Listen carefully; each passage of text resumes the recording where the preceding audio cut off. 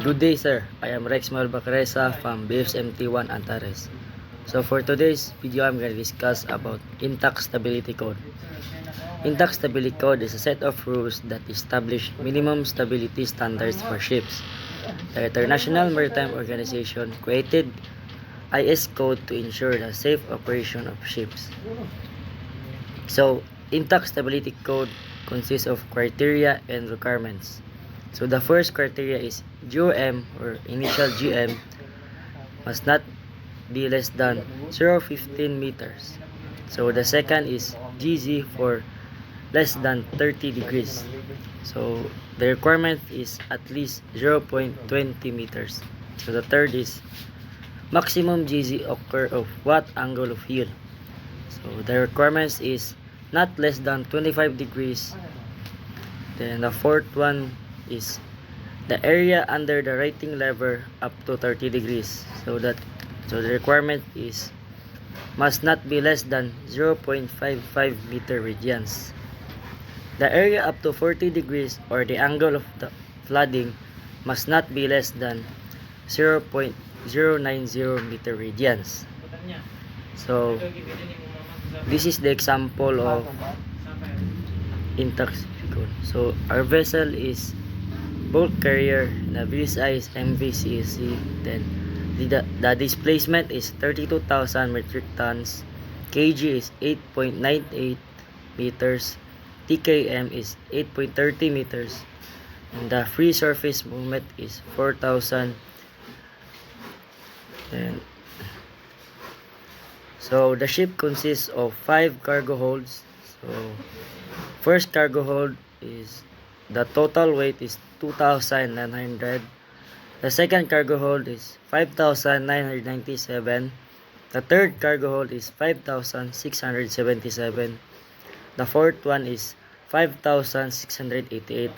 And the last one is 5,222. So how to get the vertical moments? To get vertical moments, we need to times cargo weight or NVCG. So in the first cargo hold is 2,900 times 7.88 is equals to 22,852. So the second cargo hold is 5,997 times 7.82 equals to 46,896.54.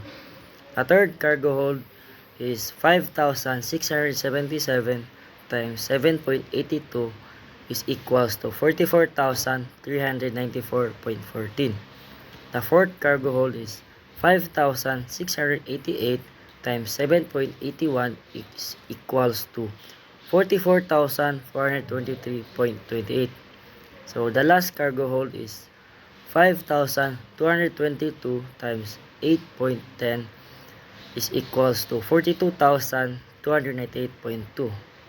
So the total displacement is for the cargo weight is 57,484 metric tons. So the total sa vertical moments is 488,224.16. So the first one is to solve for kg. To solve kg, we need the vertical moments over cargo weight. So kg equals 488,224.16 over 57,484 metric tons. So the result is 8.49 meters. So the second one is solve for GM solid. TKM minus kg is equals to GM solid. So the TKM is 8.30 meters and the kg is 8.49 meters is equals to negative 0.19 meters. So the third one is GGO. Total free surface moment over total weight displacement. So GGO equals 4,000 over 57,484 metric tons is equals to 0.06958 or 0.07 meters. So the last one is solve for GOM.